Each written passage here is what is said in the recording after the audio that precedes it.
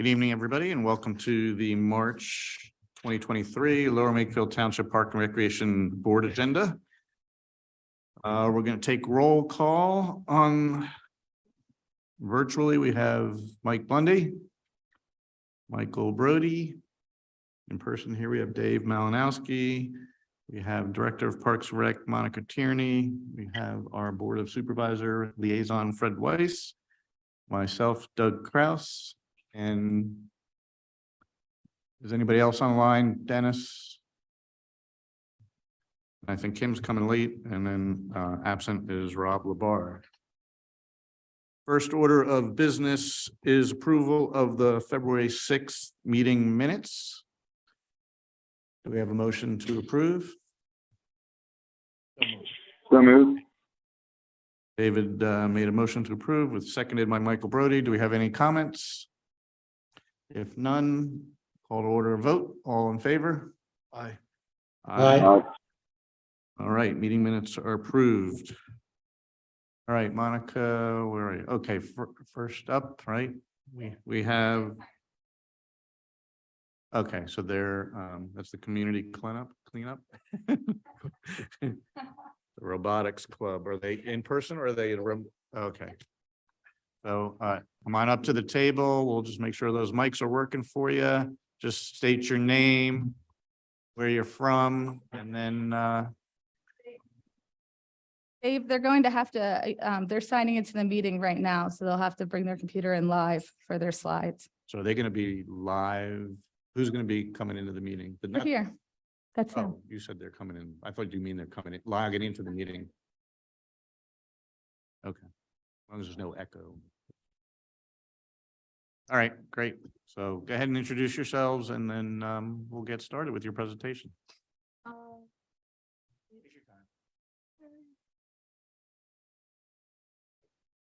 Technology gets a pass.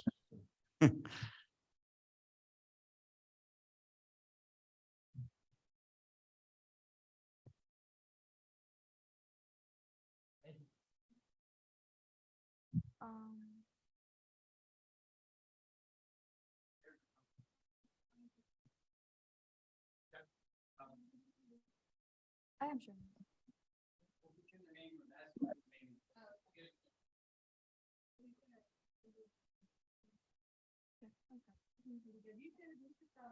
Yep, in the meantime.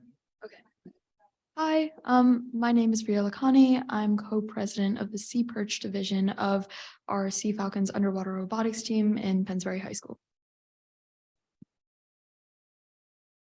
Hi, I'm Michael Davis. I'm the other co-president of the Sea Perch division of the Sea Falcons Pennsbury High School.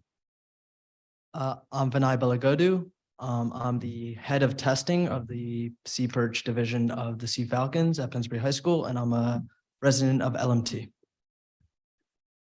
Hi, my name is Srujan Damaraju. I'm a senior at Pennsbury High School, and I'm co-president of Sea Glide, the other half of Sea Falcons.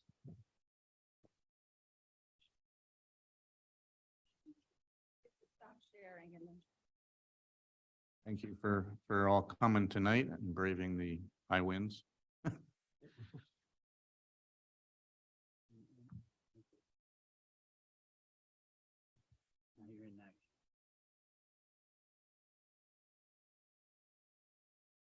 All right, great. See, works. All right. So we are the Sea Falcons. We are the underwater robotics team at Pennsbury High School, and we were looking for a way to give back for our community, which was part of our competition, which is going to be held in a couple of weeks. So we decided to have a township-wide cleanup. We met with Mrs. Tierney on February 21st to try to make that plan into an action. We actually ended up talking to her about multiple different ideas. We tossed it around for like, I don't know, 45 minutes to an hour or so. And then we settled on this.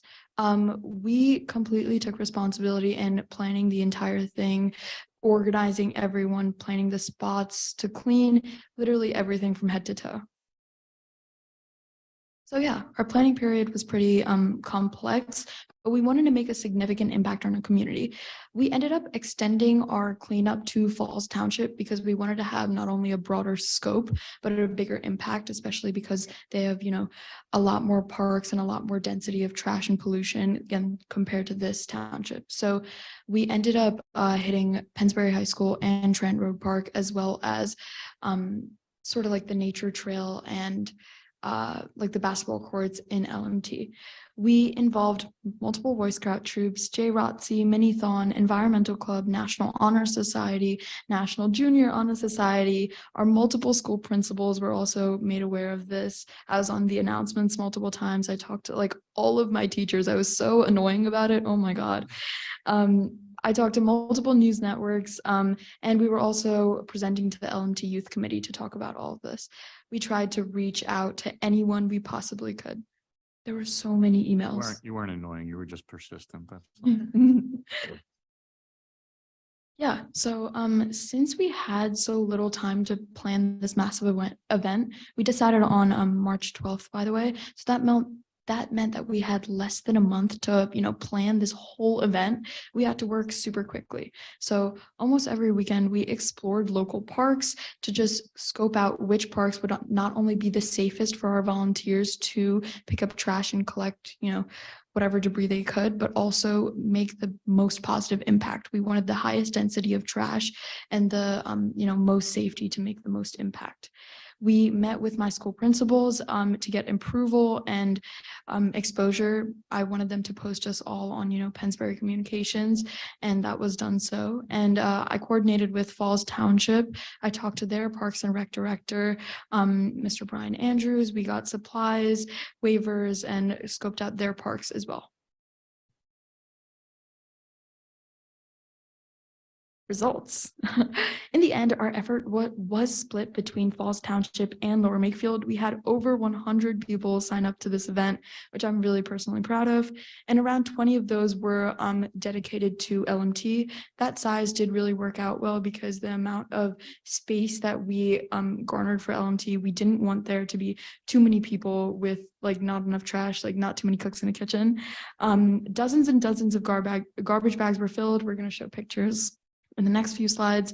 The news was taking pictures, interviewing people. They said that they are reporting for the 10 local news townships around this area. So we're hoping to be featured in one of those in the time coming. And overall, it was a massive success. This is the targeted LMT area. So you can see this is, just the township, like meeting hub. This is the tennis courts. We dropped off the trash right here. This is the baseball field, and they hit everything over here. And this was one of the targeted falls areas. So we cleaned up both Pennsbury High School campuses, east and west, and the path that connects them. And we also hit Trenton Road Park, where we picked up like the most wildest things. There was a tire and multiple shopping carts.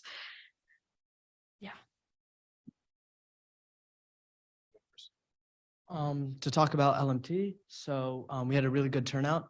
We got around 16, 17 people to come, and we filled roughly about 14 to 15 trash bags, which we're really proud of. We were able to cover more area than the initial targeted area. So rather than just nature trail behind the tennis courts, we were also able to cover the Kids Kingdom, as well as Greg, Kiola, and Stoddard baseball fields and fields over there, as well as some portion right next to and around the community center and Parks and Rec building. So we're really happy with that. As Ria mentioned earlier, we did go with a smaller group of people allocated to come to LMT, and that worked out really well as everyone was able to work really efficiently. And we had just enough people to deal with the little amount of trash we came across, although we were able to get a lot of cleaning done, and we're really happy with the amount of cleanup that we were able to do and the amount of people that did show up. Yeah, I think what we were really happy with is that we covered a lot more space than we originally predicted. The original target area was just to go up through the nature trail, and then once we got to the other side, run along the tree line. surrounding kind of that field out by the tennis courts and over near Edgewood. But we got that done. The original plan time was from about 9 a.m. to 1 o'clock. We got all that done closer to like 11:30ish. And so with the extra time, we went over and covered like the baseball fields within Great Kyle and Stoddard Park area, just because we had the extra time and we wanted to make sure we covered as much ground as possible.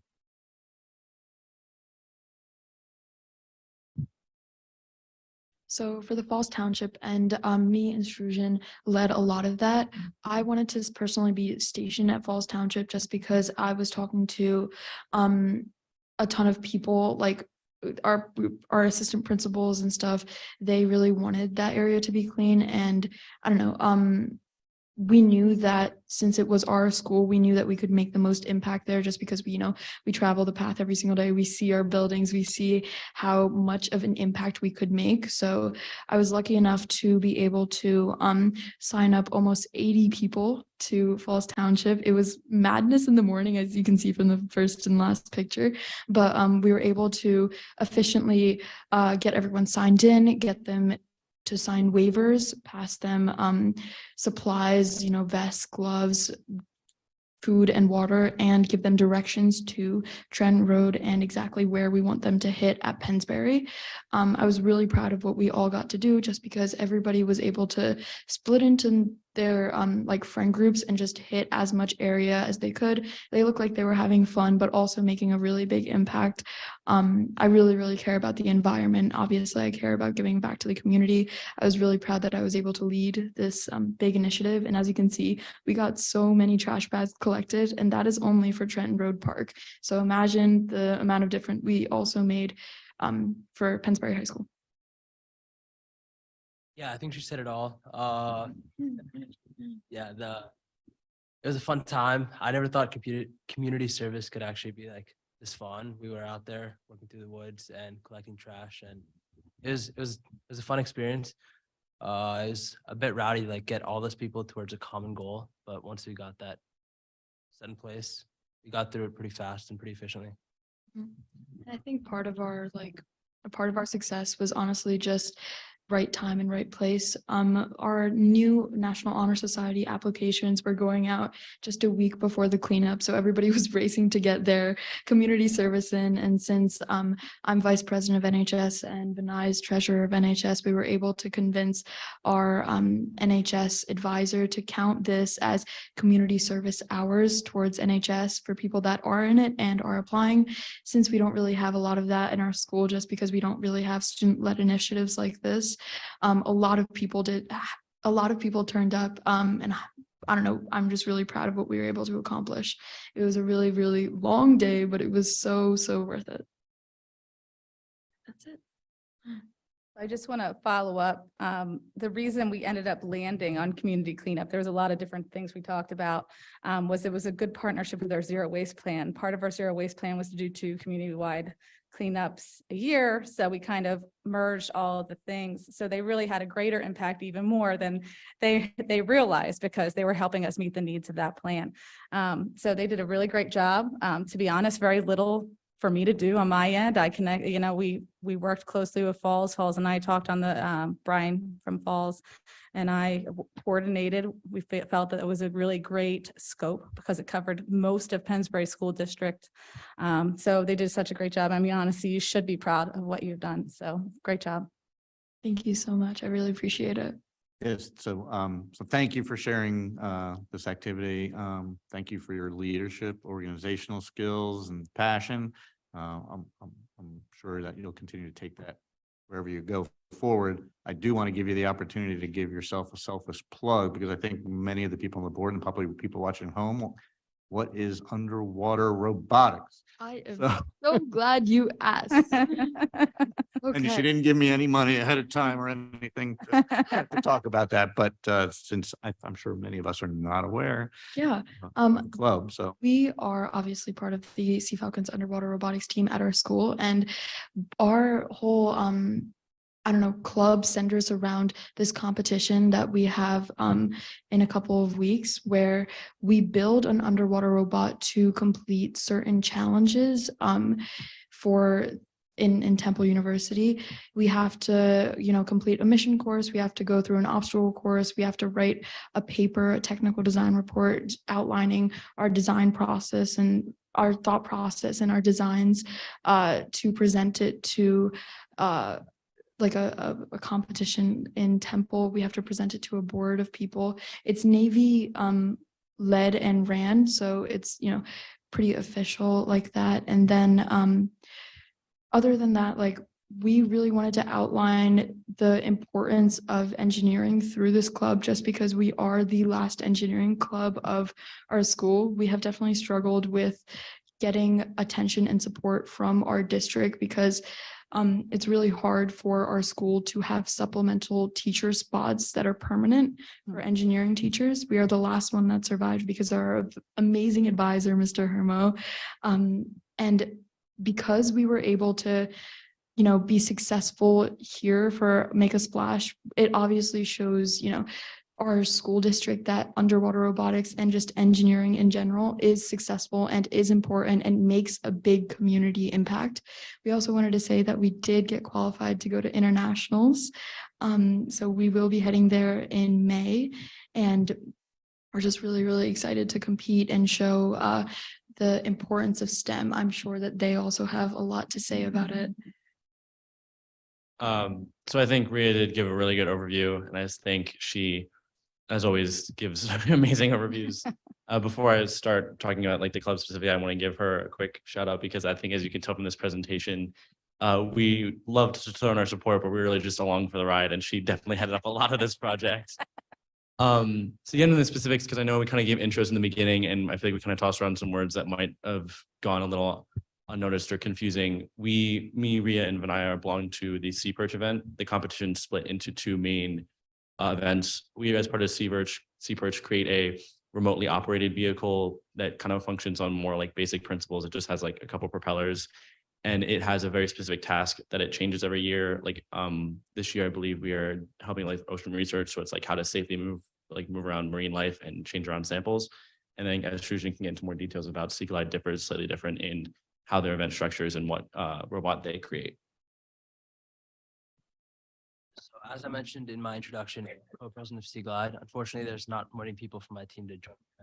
But our competition differs in we run the robot autonomous underneath the water. So it travels the length of the pool, and it uses various sensors and cameras and everything to market an underwater robot to the Navy for their potential use. But we're obviously scaling it down with a lot less technology and everything.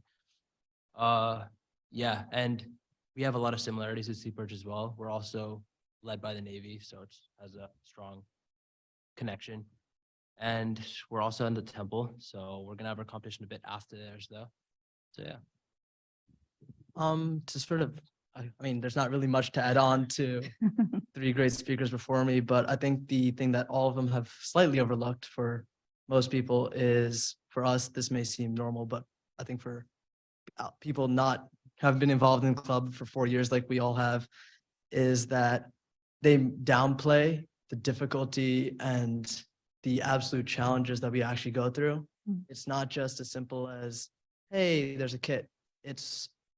We're coming up with these ideas, we're designing them, we're modeling them, we're using various equipment like 3D printers and like great softwares and things like that to model and design these for various competitions. So as Rhea mentioned, we're going to internationals. However, we can't just use the bot that we're using for our competition over at Temple, because our competition at Temple here is using some new pneumatics and things like that, while our international competition involves a whole different set of technical challenges.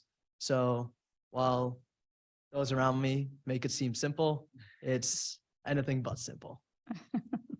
It never sounded simple to me, but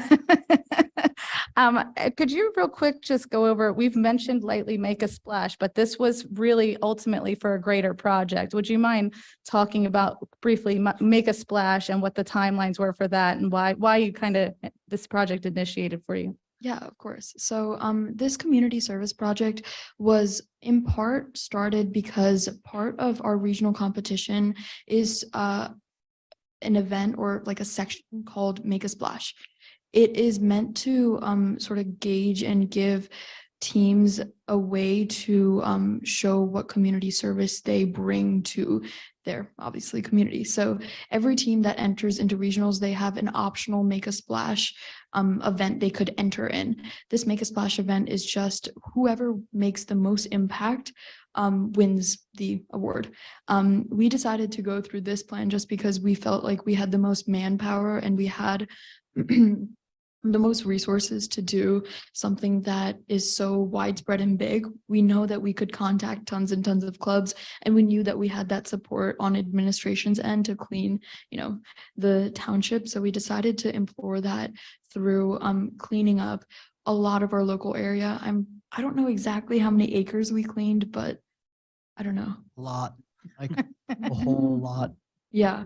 It was really, I'm very proud of all of the people that came, and I'm sure that we have a shot at winning Make a Splash this year. Of all of the blood, sweat, and tears I put in, I really hope we win. But yeah. Any other members here, board members have any comments or questions for the team? Anybody online? Mike, hi, Kim. Well, Doug, I'd just like to say this was a terrific presentation that this group gave. I mean, very, very well spoken. And to put this thing together in a month, to find that formula of having the NHS volunteers or members needed volunteer hours, sounds like you found a formula. And I hope that you pass that on to the other folks at the high school so that they can continue with this, type of volunteerism and using that mechanism. It's a terrific job, really terrific. Thank you so much. Yeah, part of the reason that we did this project is because our incoming class, there is a lot of gaps in knowledge because of COVID. And since our COVID year, we couldn't teach any of the underclassmen the very important skills like 3D printing and modeling, or, just basic things like cutting PVC and the best way to find the center of mass and all of these technical things. Since we couldn't teach them, we are having trouble sort of garnering interest for this club and making sure that it lasts past our year. We are very, very passionate about underwater robotics team. It's been my life for the past 4 years. So since we've done this project, I really hope that we can pass it on for the next people and, hope that there is still interest. Anybody else online? Anybody here? I just want to thank you for cleaning up a very important part of the township, and I'm sure Falls feels the same way. I think you guys are absolutely amazing, and if I can remember this, I'll bring it up before the Board of Supervisors on Wednesday. Oh my God, thank you so much. Thank you. Yeah, Monica, is this presentation, will it go up online, or can we help them out by putting a link somewhere? We can Maybe just, explore something. I have to figure out where, or maybe under Pathway to Zero Waste, we can talk about this presentation. We could do that. Amazing. We could share it. Sure. and if the club information, so if there's any existing high school students out there or incoming freshmen that are going to be in there for the fall, they Little can education. seek out the club. So Yeah, I appreciate it. Thank you so much. I guess you're all going to be engineers and stuff. Mhm. So maybe if you would be interested in speaking through our youth committee to a broader audience, maybe you can introduce the concept of being part of this club in NHS. I mean, that might be a way outside of school to share the word. Yeah, I'm definitely interested. Okay, we'll have to talk about that soon, okay? Great. All right, great job, guys. Thank you. Mhm. Thank you so having much for us. giving us the opportunity to hold this cleanup and for hearing us out tonight. And I just want to mention, Vinay is the son of our staff member, Samia, who's sitting in the audience today. So she's, if you haven't met Samia, she's right here with us today. Great. Thank you. Thank you. Want to introduce the next group? I guess we can do them before the liaison. Just keep going. Okay. Not on the agenda. Not on the agenda, but we're going to bring our skate parks. Andrew, do you all want to come up? Is that what you would like to do? All right, Andrew, if you could introduce yourself and your friends or colleagues here to the group. The board members are at home, we're pulling an audible. So. Today, Andrew told me that he was coming to the meeting. He just wanted to come out of pure interest. He did an independent study on the need for skate parks in Bucks County. I'll be able to share that information. Andrew's going to share it with me, and I'll be able to share it with the board so you can see more about it. I'm also, we're going to use Andrew as a key person interview as part of the Makefield Park plan, because we are trying to interview alternative sport representatives as part of that plan, just to kind of get a well-rounded report. So Andrew and I decided that that was a great way to kind of incorporate into the park planning. So Everybody, thanks for having me. Thanks for, letting us come to the table. I believe it was maybe 3 years ago or 5 to 6 years ago, Rich and myself were up here about this topic. But a lot has changed since then. On Yardley Langman Road, there's the Middletown Township Community Skate Park. And all three of us were actually really integral to that project. This is Eric. He was really involved with advocacy as well. But I'll introduce myself. So I'm Andrew Moynard. I live at 1700 Yardley Langhorne Road. I used to live off Dolington Road, but I moved back just because of I wanted to become closer to the skate park. Because I wanted to bring myself closer to skateboarding, essentially, and the community. I'll let you introduce yourself, you guys. Thanks for having us. Richard Van Horn, local small business owner, skate shop owner.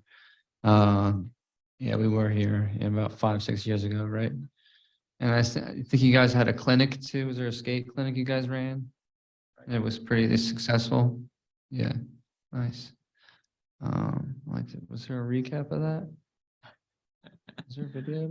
I don't No. Well, thanks for having us, and yeah, we'd love to talk about any sort of possibilities. Hello, I'm Eric Gernavich. I am a lifelong skateboarder. I grew up in Middletown Township, skateboarded at the old Middletown skate park since the day they opened it until the day they shut it down, and we got it rebuilt, reopened, and it was a very happy day for me. Now I am a Lower Makefield resident as of this past November, so I'm here to hopefully start a conversation about a similar project. Thank you for hearing us out. So one thing I didn't mention in some of the emails is that we're in the process of forming a nonprofit organization called Bucks County Skate Park Association. So I'll be the president of that. Eric is the vice president. Rich had some things going on that kind of slowed down his involvement, but I'm sure he's going to be very much there in lockstep with us. Yeah, so in 2021, I'll just go into the survey now.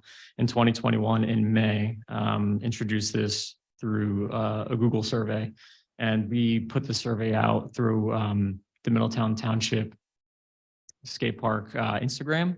I run that account, and I was kind of not surprised that out of all of the respondents to that survey, the highest number were folks in the 19067 area zip code. So that was 13% of the respondents. And this was 248 people who completed the survey. So a decent number of completions. Just some findings from this survey, and I've shared with you the link to access the survey via email. So a pretty wide range of folks using skate park facilities in terms of age. I think it's great to note that the balance between male and female users is starting to, there's more female users of skate parks now, which is a nice trend. And also that 83.9% of folks said they strongly agree in terms of Bucks County needs more skate parks. And I could go through this line item by line item, but yeah, I feel that by and large, skate park users are an underrepresented recreation group. I believe in 2019, there was a survey done or a study done for Philadelphia that was for every basketball court, there was 18 users. And for every skate park, there were, I think it was like a couple hundred users. So that just goes to show the disparity among facilities available. So, we're here to partner with you and see what opportunities are available to team up with the township, whether it's, a shorter advocacy project, ideally. And if that means partnering to apply for grants, we'd love to be a part of that. Or if it's the long haul to get a bigger project, we're happy to be involved for that too, because we understand that, you reap what you sow. So I'll pause there. I want to give a shout out to the previous team for having a fantastic presentation, because this does not meet up to that standard, but yeah, so. You just have to be careful about who you go after, right? A quick question for you. Besides the Middletown Park, where is the next? So if you had a map parks, so I'm aware of where the Middletown one is. Where is your next closest park Yes, from here? so out of those preferred in the area, just based on the survey, so Middletown Township was the most preferred out of 82% of survey respondents. And I would say that the reason for that is because it's a custom cast in place concrete skate park. Second to that was Falls Township Park, and that was that was the second most voted. So all these percentages don't add, they're exceeding 100%, but that's the second most popular. Newtown Township was third, Warminster was next, and then Southampton and Bensalem respectively. So the difference between those skate parks and a custom cast in place concrete park is user experience, safety, maintenance costs, and longevity. So among others, but I would say those are the highlights. And all the skate parks except Middletown Township are, so Middletown is the only one that's custom concrete. Yeah, cast in place. Is the Middletown one, that's considered Langhorne, right? Or because then you have up closer towards the Chamonix in that way, is there? Yeah, I know where it's at, but it technically, like if you go up towards the Chamonix area, that part of that falls under the same township, I guess, or. Okay. Yeah. No, it's just right down. Yeah, it's just down early Langhorne Road. I think having Monica have you part of that conversation, obviously, as we discuss, what the future of Makefield is or other opportunities, part of the park, obviously having a voice will give you that opportunity, and those people that are interested in skateboarding to have some input. Does anybody else have any questions for the group up here? I know we didn't send out any materials ahead of time, but there will be emailed to you, but oh, okay, I don't have mine. Hey, it's Mike Brody. I was just wondering, so are you guys, so you are affiliated with the group from Dogwood Skate Shop from like 5 years ago? That is correct. I'll actually pass the mic to the owner of Dogwood. Yes. How you doing, sir? Good. First of all, I think you guys opened up in Lower Makefield, so congratulations on that. Have you guys, I know when you guys were in last time, one of the big issues, and just concerns in general with all projects was just funding. And I was just curious if over the 5 years, if you've made headway or, if any of your efforts have been fruitful in funding ideas. So you want to know how the funding came together in general? Yeah, or if if you had ideas about how it would get funded for, if we were going to build something.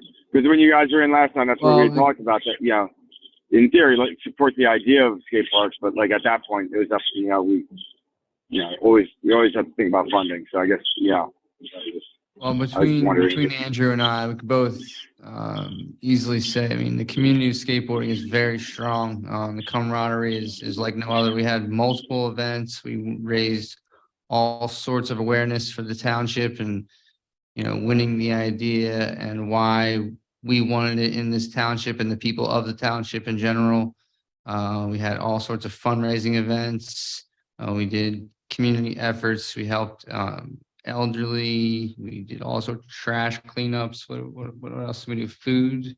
Yeah, so at the Bucks County Homeless Shelter in Falls Township, we did an event there. Rich's fiance did a number of fundraisers through yoga instruction. We did some like t-shirt sales. We had 2 skate jams leading up to the Falls Township, at Falls Township for Middletown. And then since Middletown's completion, we've had pretty much annual skate jams multiple times a year. I think since the skate park's completion, we've raised collectively, I want to say $4,000 or so. That right now is in the purse of Middletown Township, their nonprofit, the community fund, exactly. But Paul and I are in constant communication, and we're willing and able to, kind of rally our community and continue to do more events and even leverage the skate park at Middletown towards raising funds for the Lower Makefield Township skate park. I mean, that was a good partnership we had with Falls Township. So when we were initiating, so Local companies are matching. Sounds great. What's a skate jam? So like a skate session that you charge people for?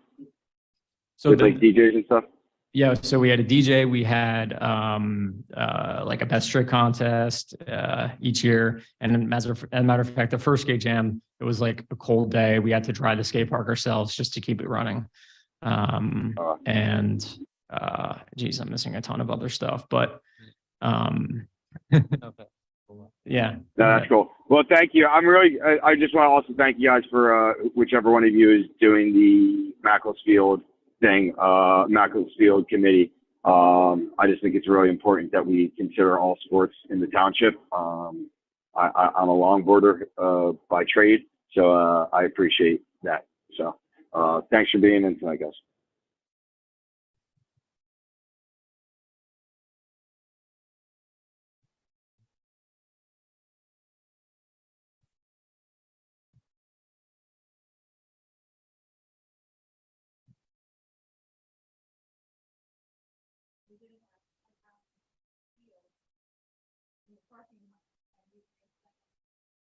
Mhm. Yeah, so I'll just shed some light on that. So at the time I was working with Skate the Foundry, and we had, I think, myself and one other instructor, and then there were probably a good 20 or so people who enrolled for that, 2-hour session. Had them pad up, learn the basics of skating. Some of the kids were already familiar and a little experienced, but we're able to teach them, some of the safety components that are essential to learn, parts of the skateboard, ways to express yourself. And I did, this is a bit of a tangent, I'm going to admit, but this is a response from a rider that completed the survey. Said, I'm 8 and I learned skateboarding during the pandemic when team sports were canceled. It has helped me gain confidence. I learned that it's okay to fall, to fail, to make mistakes, but I also learned to get up, get better, and limit my mistakes. In school, I've been participating more in my teachers and see I'm a lot more confident. I work really hard to finish my schoolwork, so I have plenty of time to go to the skate park. The bigger kids at the skate park are always helpful and encouraging when I miss or land a trick. Scale Skate Park is 2 minutes away, but my parents drive me 20 minutes away to Middletown Skate Park because it's bigger and it just flows better. I think if each park has its unique obstacle, that'd be great. I would go to each park just for that obstacle. Also, I don't like the metal obstacles. It gets really hot in the summer and slippery in the morning dew and takes a while to dry. So very thoughtful answer. I believe this is actually from Nick the Tick, we call him. He actually goes to other states and competes. He's like one of the most driven skaters I've ever interacted with. I actually taught him a couple times. Go ahead, Eric. He's 11. Now he's 11. Yeah. Really good though. Yeah. Yeah, I just want to emphasize that, I've been skating since I was like 6 years old. And I haven't stopped and, been doing it for 27 years now. So, yeah, I'll just pause. Dennis or Kim or Mike, anything else to add? No. Nothing for me. Okay, anybody here? No, okay. So, again, thanks for coming back. Good to see you all again. And, again, I think diversity of recreation activities, that's what this Play for All plan is that Monica developed and we've been pursuing. So glad you can come back and participate and, we'll see what we can do. Obviously, there's no promises here, but got to get part of the process. And so good to have you part of the team. Great. Thanks. Thanks.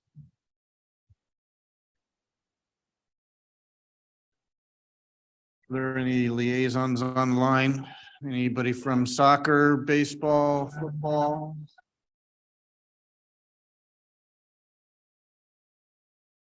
No, nobody? All right, Monica, director's report. Turn it over to you whenever you're ready.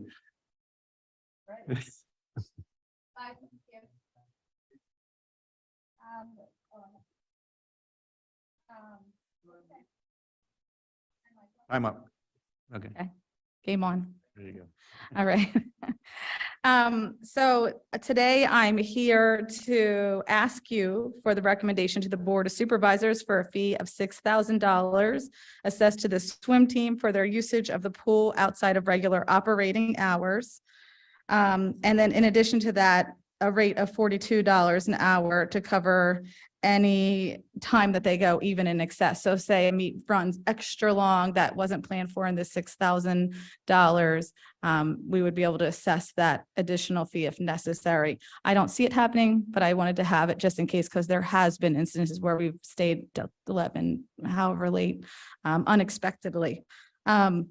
So I have been meeting with the swim team. They're very aware of this. We've discussed, they feel comfortable with this rate. We came up with this number based on the number of hours that they are in the pool outside of regular operating hours, where we're bringing in additional staff to operate the pool. We've been doing this at no additional cost for many years, and really who incurs the cost is the other members at large. That's part of the, so by charging this, we're kind of really, the user in the pool at that time will be using the pool. Quick question for you. So you say outside of operating hours, but do you bring in additional staff during, so are they only there outside of operating hours today? Is that basically versus them being there during operating hours and you have to bring additional staff in because of them? So I just want to make sure we're clear. It's not just outside of operating hours, it's in total, right? Now, they are there during operating hours, but they all have pool memberships. So every swim team member does purchase a pool membership. So during operating hours, we're already covering those costs. I think where we're missing the boat is outside of operating hours, where we're calling staff in special to swim team. No one else is accessing the pool or able to use the pool during that time. We're open for swim team 6 a.m. Actually, our staff come in sometimes as early as 4:30 to make sure the chemicals are okay for them. So it's. I didn't know if like the pool opens at 9, but the swim team's taking up all of the swim lanes at the Olympic, whatever the name of that pool is, Mhm. from, I don't know, from 9 to 11 for 2 hours, but you got to bring additional staff in under that you wouldn't have if they weren't there. Is that factored in, or does that not occur, regardless that they have a pool membership, because Their pool membership covers that cost. the incremental labor that's required? Yeah, there's no real additional labor that's required because we have our normal pool rotation. So even if they weren't there, we'd have lap swim open and we'd still have to have the same rotation. That's what I was asking, is the Yes. same head count there during, Yes. whether they're there or not? And so the extra 42, you'll have them specific, like these are the range of hours and events, and then anything over and above whatever is outlined in that agreement. Yes, we were we worked very closely with them to come up with these hours. That would be just in the event that they breach those hours and, for instance, I think they'll work very hard to stay within, within the hours, with the No fees. credit for leaving early, right? No credit for leaving early. No, I mean, this is fixed rate 6,000. So they know what to expect. Mhm. Anybody else have any questions for Monica? Anybody on the line? Kim, Mike, Yeah. Dennis? That's good. What's that come out to per person? Well, our demand doesn't change per person. Our demand will stay the same. We'll still have the same amount of staff that we have to cover. So it's a little different than the standard regular leagues, as this is not a tax-based facility. We're just trying to at least at minimum cover our costs. So we kind of looked at it a little differently than we would look for we're not bringing in staff from YMS specific, but we are maintaining the fields all the time for YMS and the pool, and the number of fields that they need based on their demand so that's why we have that user fee. And everything's always up for evaluation.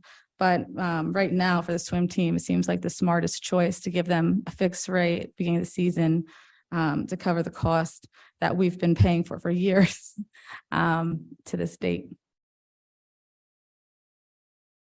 Well, I think it's very fair and it's probably long overdue.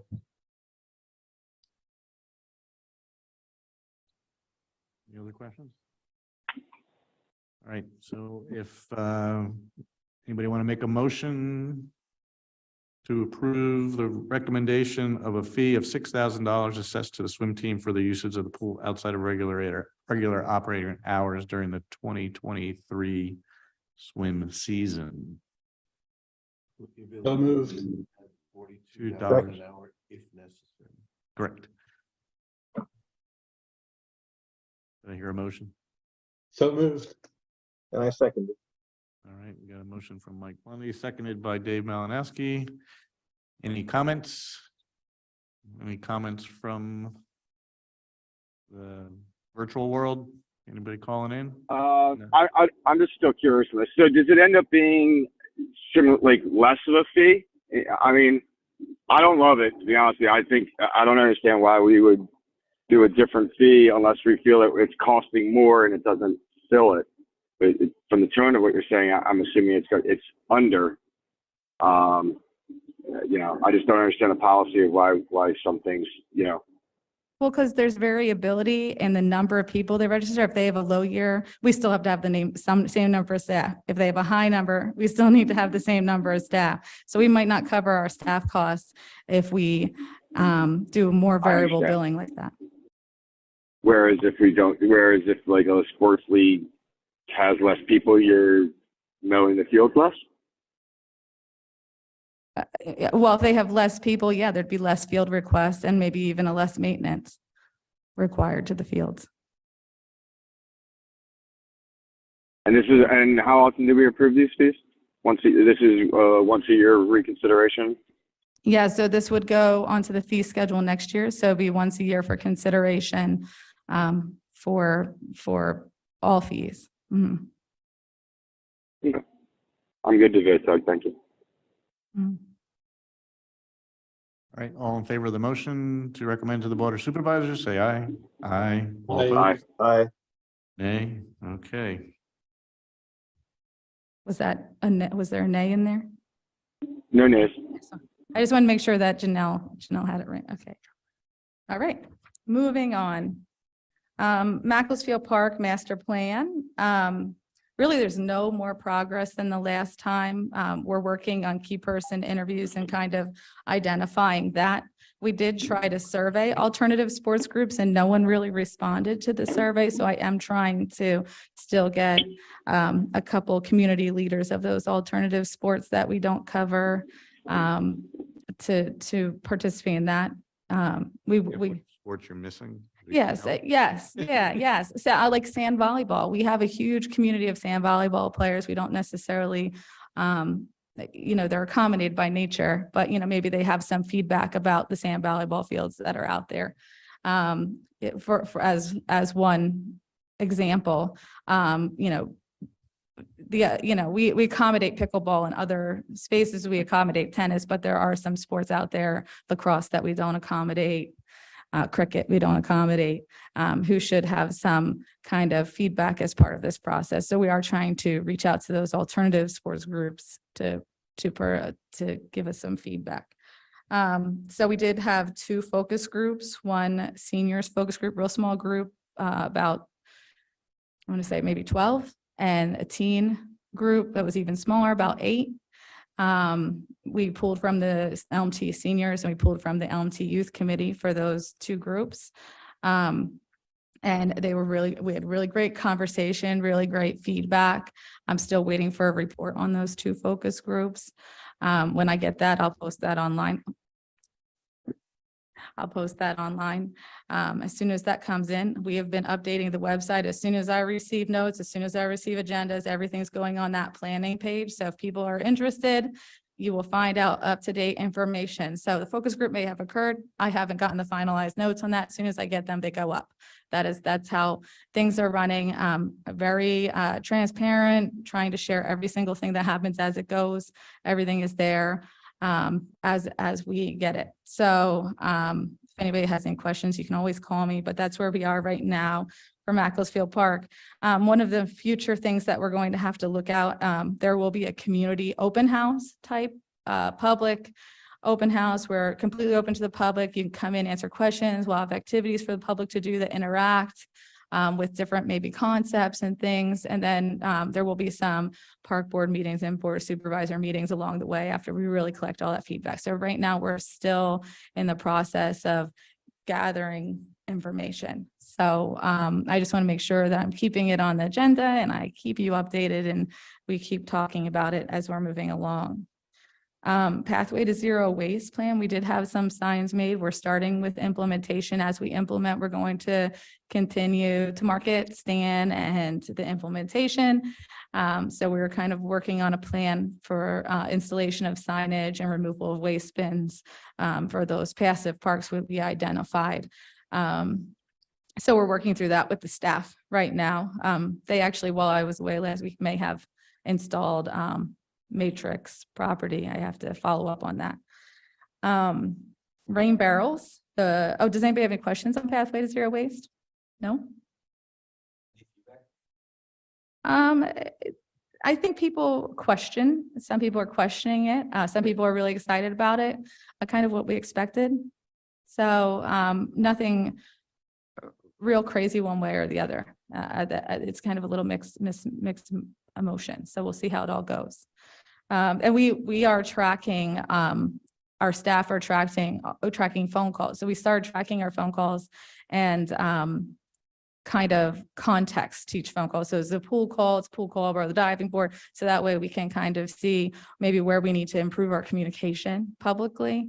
So we are starting to track that. So we will do the same for zero waste. We'll track, feedback on zero waste and complaints. I mean, as you heard today, we do not have much litter as a matter of fact, when we're talking about a cleanup, I'm saying community cleanup because that's not enough. Right. Yeah, but winter is sometimes worse. That's where all the trash is blowing. There's no leaves on the trees or weeds, and not as many people are in the park. Yeah, cleaning. Yep, on a regular. So sometimes winter's a little worse. So that's how we're going. But with time, you'll be able to see some of that feedback that we are receiving from the community. We will keep track, just as we talked about in the plan, through surveys and such. So we'll be working on that. Any other questions before I move on to rain barrels?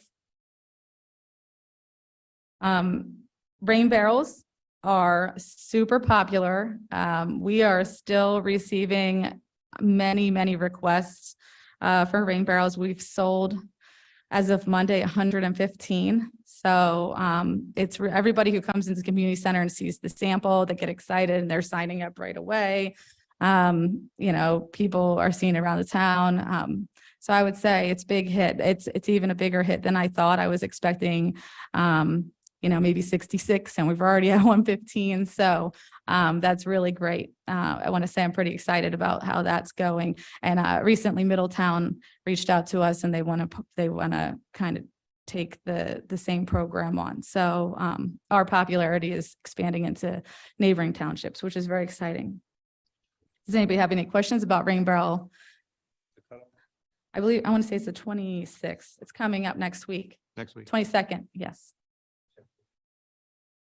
Oh, gotta get it. Get it while it's hot.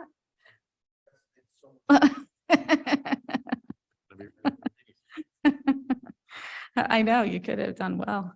And then the next thing I have on my list for today is setting the date for the road tour. Last couple of years, we've done it in August. Reporting wise, for me to give you that whole report, August is a good time for me, just because some of our other programs are slowing down. We get a good idea of numbers. We're past that 6-month mark and I have enough time to pull it together. If everybody else is good for a second Tuesday in August, I'll start planning. If not, if that's cumbersome for anybody on the board, I'd love to be able to solidify that date. And I asked her to bring it up early because we tend to wait till June and then people have vacations planned. So and that's not to stop you from vacationing in the second week of August, but because we don't typically meet in July either. So June is usually the last time as a group we're together. The other opportunity, if people can do it, is we tend to rush at the end because it's getting dark. So I would ask, if feasible this year, maybe we can start a little earlier that day if you have enough notice. Really, if Monica, it depends on what Monica can schedule, but then we're not scrambling at the end of the road tour because it's getting dark. And we can plan accordingly. If we can start, usually we start at 6. So if we can even start an hour earlier, that would be helpful. Give us an opportunity to see more things and we're not rushing at the end. So I'm okay with starting earlier. It's up to you, It's up yeah, I to the think just board. consensus, if everybody can get there, if they can't, then someone can always meet us at wherever our location is. Yeah. I'm good with 5 o'clock.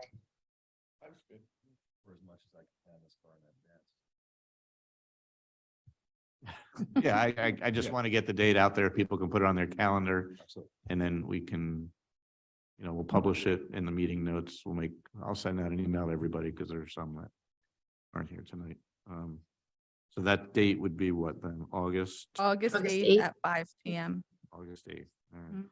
Guess I'm here. Huh? Are they going to include you in their celebration?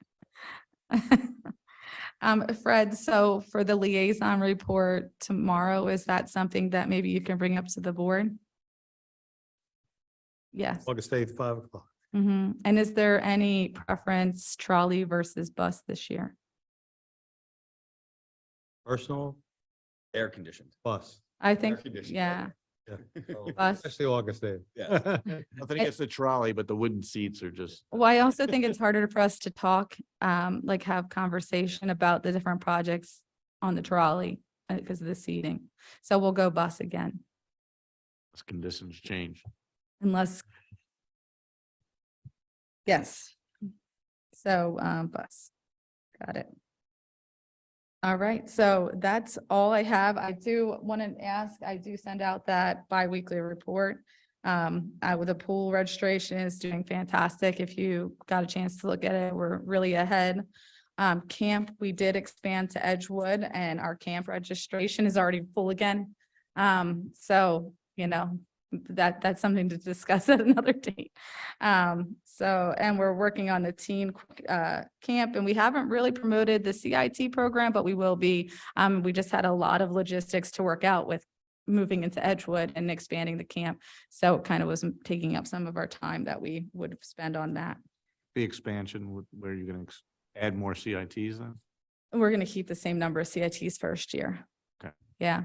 Might be something that we talk about for the future, but for right now, I think that that's a good undertaking and we'll move forward from there. I also wanted to talk about staffing. We're really on cue for staffing. We're doing great. Pool, great. The one place we need to expand camp staffing because of the expansion into Edgewood. So we need about 4 more camp counselors, I believe we're at now at this point, but our staffing is incredible. We're doing a really great job at that. So that's something I just really wanted to highlight. All of our classes are filling, some are overflowing. We have a couple new classes coming on board that I'll share with the board as we work towards those. So we're using those tools that we developed for CAPRA to help us identify gaps and needs within our programming.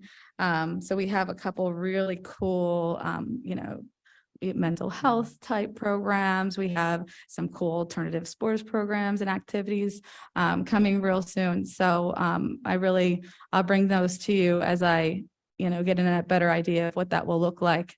But we have some really cool additions to programming that I'd like to, advertise as we move forward. So all throughout the park, not just stuck in the community center, throughout the entire parks. Art in the Park, we'll be discussing tomorrow at the Board of Supervisors meeting. We're just finishing the contracts. It looks like we have aligned, I want to say 8 or 9 sculptures to place. Our focus is going to be along the newer amenities that we have. So we're going to be focusing in Memorial Park, even near the tennis court, and we're focusing on community trail and around the ball fields and that type of thing so that we can get people walking the new community trail, highlight that. There also will be one sculpture at Patterson Farm for Artists of Yardley. That was kind of their contribution. They are requesting that. We have about $900,000 in sculptures that will be housing here in Lower Makefield Township. As far as worth, not that we're paying $900,000. We're paying for most of it through grant money, Artists of Yardley, and then some of the marketing costs and the other costs are coming directly from the township. So just wanted to, that $5,000 that we had budgeted. So it really is a low cost to us, but big bang, which is a really cool thing that we're working on. So that'll be on the Board of Supervisor agenda for tomorrow, as well as the fees for the swim team. Can you remind us when the installation or opening date would be and the length of those, how long the sculpture would be in place? Well, first we have to get through the Board of Supervisor meeting tomorrow. I believe it was April or May was installation. I want to say it's April. It's 6 months long. And then we'll have a bunch of programming, grand openings per site and all different varying things that we're going to do as part of that in partnership with Artists of Yardley. So Artists of Yardley will also be implementing some programming around the sculptures, some tours. They have people who are very familiar with the sculptures who can kind of give some of that history. And, so it's going to be a really all-inclusive type presentation. So, but tomorrow at the board meeting, we'll discuss and then we'll be able to really firmly advertise and promote if so long as things go well tomorrow. Okay, and that's all I have for today. Anybody have any other questions? Any other questions? Any public comment? None? All right. We have a motion to adjourn. Motion to adjourn. All right. Seconded. All right. Meeting adjourned. Night, everybody. Good night, everybody. Right. Good night.